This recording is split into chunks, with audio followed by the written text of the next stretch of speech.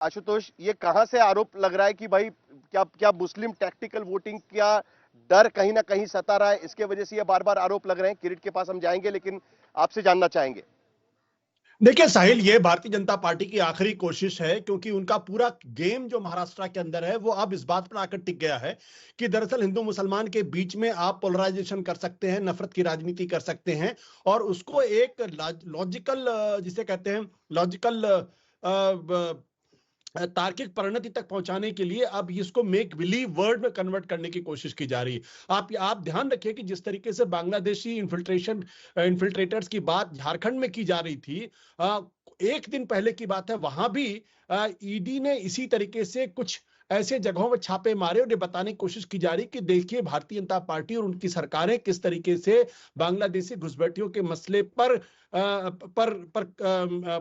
संजीदा हैं, सीरियस हैं, गंभीर हैं, और वो इस मुद्दे को गंभीरता के साथ ले रही। बिल्कुल वही चीज अब महाराष्ट्र के अंदर भी दिखाई पड़ रही है, और ये तब हो रहा है जब चुनाव के लिए, मतदान के लिए 3 या 4 दिन बचे हुए हैं। तो ये महज इत्तेफाक नहीं है। भारतीय जनता पार्टी को इस सवाल का जवाब देना चाहिए कि भाई मालेगांव की, चलिए मान लीजिए कि चार विधानसभा सीटों पर आप आगे थे और एक विधानसभा सीटों में मुसलमानों ने वोट कर दिया, इसलिए आप पीछे हो गए और उसकी वजह से आप चुनाव हार गए। लेकिन बाकी 47 जो लोकसभा की सीटें थी वहां पर आपकी हालत क्यों कमजोर हुई? आप तो पिछली बार जब आपने जीता था तो 48 में तो 43 सीटें आप जीते थे। इस बार आप क्यों 28 सीटों पर चुनाव लड़ते हैं और सिर्फ 9 सीटों पर ही आप जीत पाते हैं? तो भारतीय जनता पार्टी को इस बात का पूरा एहसास है कि वो हिंदू मुसलमान के सवाल को खड़ा करके हिंदुओं को अपने पक्ष में करने की कोशिश कर सकते हैं, लेकिन वो शायद पंकजा मुंडे की बात को भूल गए हैं कि पंकजा मुंडे का ये कहना कि ये मुद्दा महाराष्ट्र का मुद्दा नहीं हो सकता, यहाँ ऐसे मुद्दे नहीं चलते, ऐसी राजनीति नहीं चलती है। और पंकजा मुंडे कोई मामूली नेता नहीं है, वो ओबीसी समुदाय से आती हैं, वो गोपीनाथ मुंडे के परिवार से आती हैं। तो इसका मतलब क्या है? इसका मतलब है कि बीजेपी के अंदर ही आपने सुना आशुतोष क्या बोल रहे थे? आप सुन रहे हैं आशुतोष क्या बोल रहे थे? एक वक्त था जब ईडी की रेड होती थी, आपको एनसीपी दिखती थी। अब वक्त ऐसा आ गया है कि आपको अब वहां पर वोट जिहाद दिखने लग गया है। क्या आपके पास कोई सबूत है? आप कह रहे हैं कि भाई ये वोट जिहाद के लिए पैसा लिया जा रहा है। हवाला रैकेट को लेकर इस तरीके के मामले इससे पहले भी हो चुके हैं महाराष्ट्र में।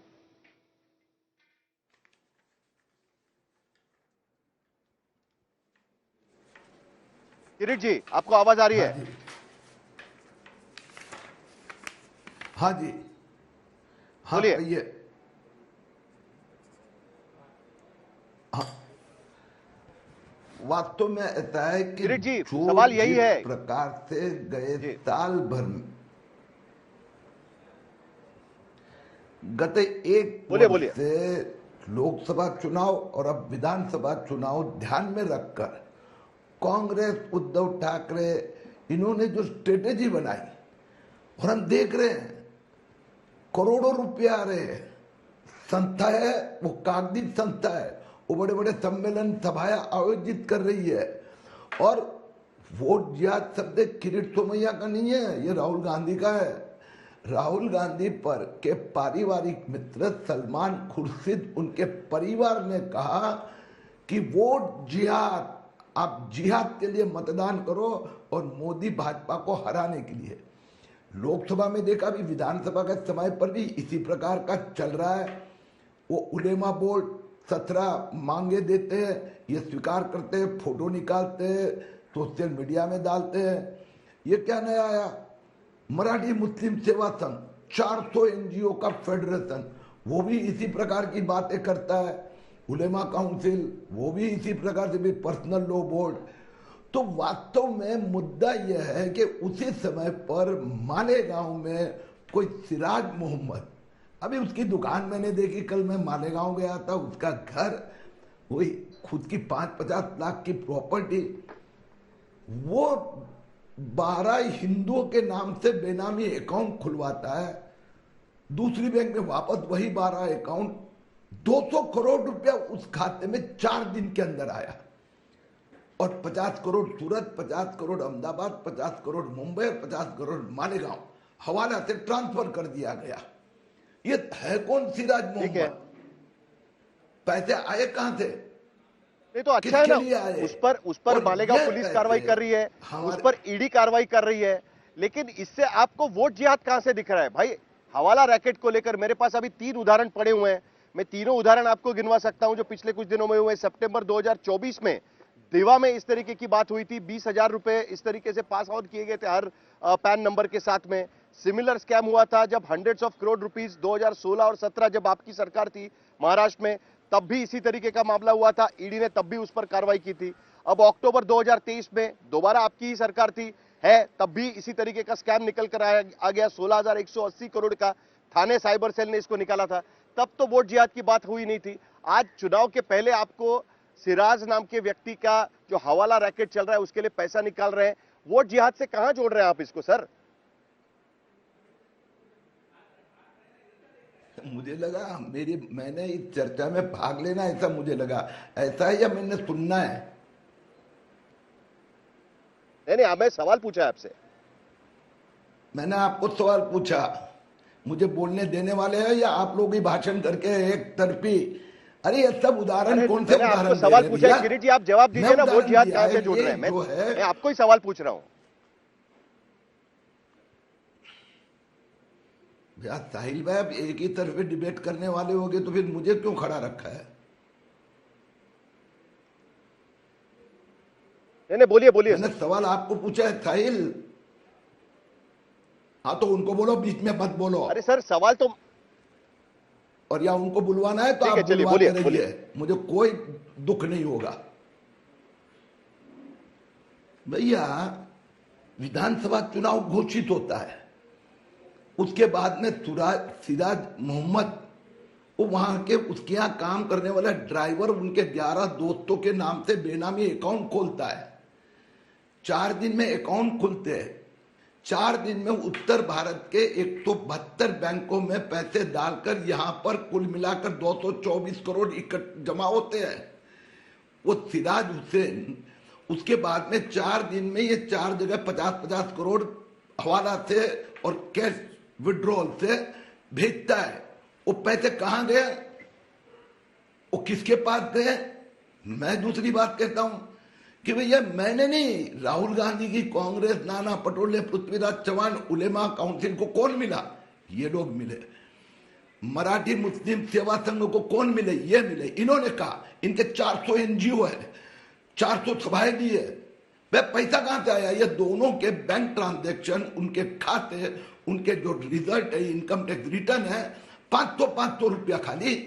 तो इतने पैसे कहां से आते हैं? सवाल तो यह है ना, ये पैसे आते कहां है? और ये जो पैसे आए हैं, ये चुनाव आचार संहिता के दरमियान आए हैं।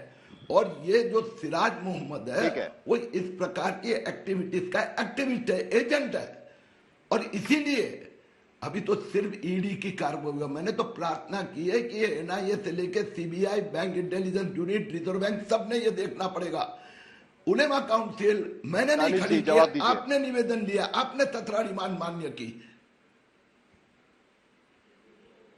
दानिश जी जवाब दीजिए। किरीट सोमैया कह रहे हैं कि वोट जिहाद चलाया जा रहा है मालेगांव में, इसीलिए हवाला से पैसे आ रहे हैं और इसीलिए यहां पर कार्रवाई होनी चाहिए।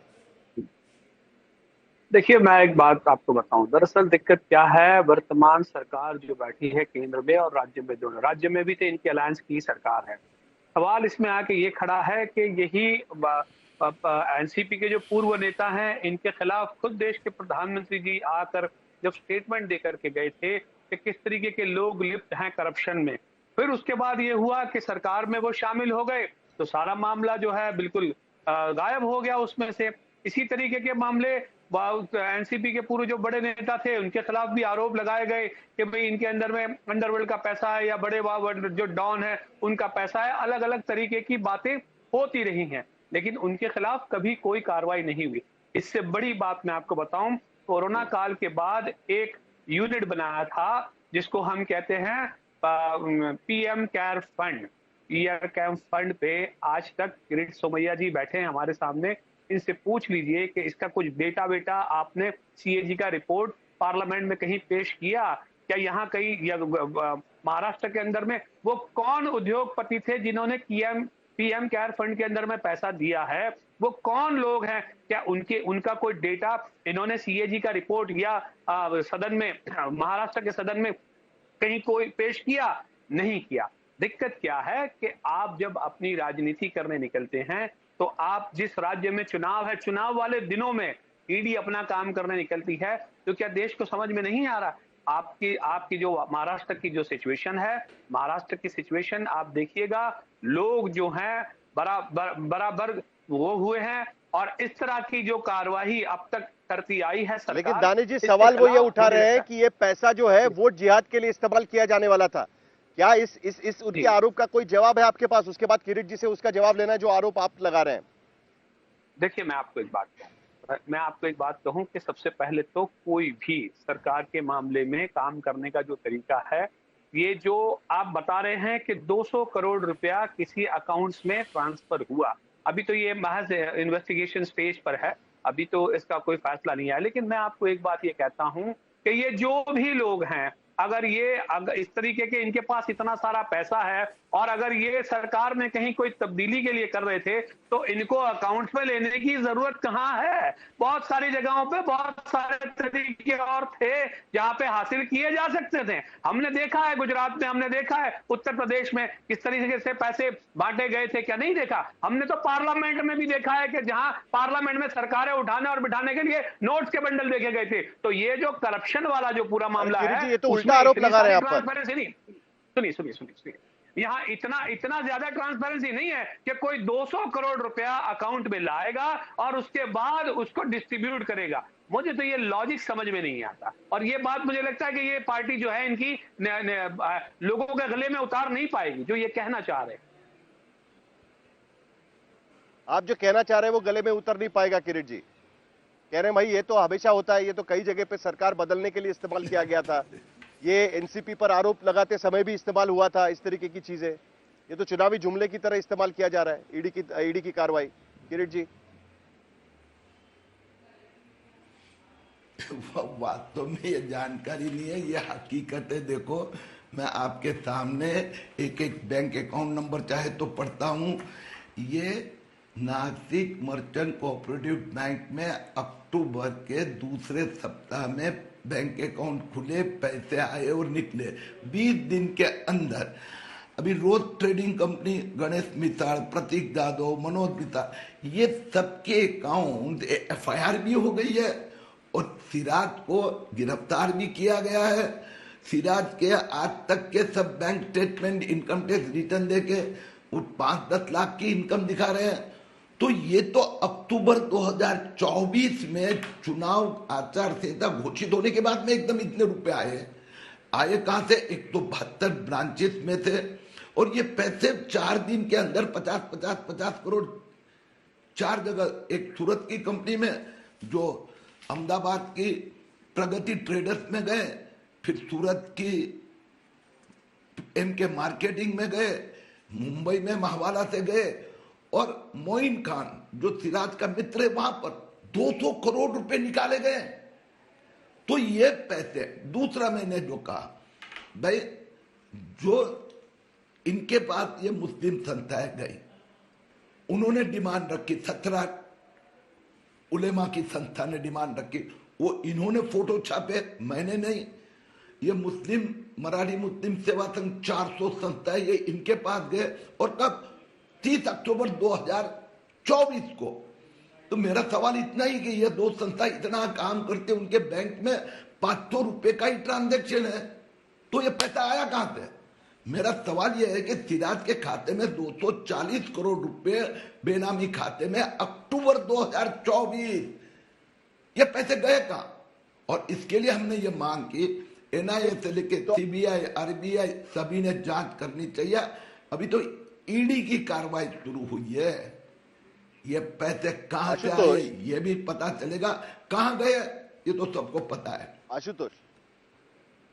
आशुतोष किरीट सोमैया कह रहे हैं कि भाई वो पूरा कागज दिखा रहे हैं, वो कह रहे हैं कि 200 करोड़ रुपया आए, सिराज के पास गए, वो पैसा यहां वहां पर जा रहे हैं, लेकिन मेन सवाल का तो जवाब ही नहीं मिल पा रहा है कि ये वोट जिहाद का कैसे संबंध है इस पूरे ईडी की कार्रवाई से। कुछ आप प्रकाश डाल पाएंगे? आप किस तरीके से देखते हैं इस पूरे आरोप को? नहीं, देखिए, मैं इसको दूसरे तरीके देखने की कोशिश करता हूं। देखिए, किरीट सोमैया कोई नए तो नहीं है। किरीट सोमैया भारतीय जनता पार्टी के मेंबर ऑफ पार्लियामेंट रह चुके, लेकिन किरीट सोमैया इस बात को भी अच्छी तरीके से जानते हैं कि उन्होंने अजीत पवार के ऊपर आरोप लगाया था, हसन मुश्रीफ पे आरोप लगाया था, सुनील तटकरे, छगन भुजबल, नारायण राणे, कृपाशंकर सिंह, ये लोग आज कहां है? किस पार्टी में, किसके साथ है? तो किरीट सोमैया ने गंभीर भ्रष्टाचार के आरोप लगाया, लेकिन उनकी पार्टी ही जो है उन तमाम लोगों को उनके साथ गठबंधन कर लेती है या उनको अपने पार्टी में शामिल कर लेती है। भाई नारायण राणे तो बीजेपी के अंदर है ना, कृपाशंकर सिंह तो बीजेपी के अंदर है ना, अजीत पवार तो पार्टी सरकार के साथ शामिल है ना।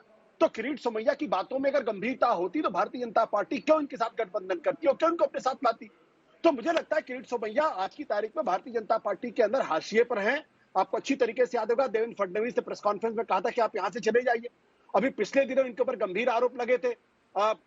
सरकार ने इनके ऊपर जो ये कहा था कि भाई क्लोजर रिपोर्ट लगा दो, अदालत ने कहा कि अब दोबारा जांच होनी चाहिए।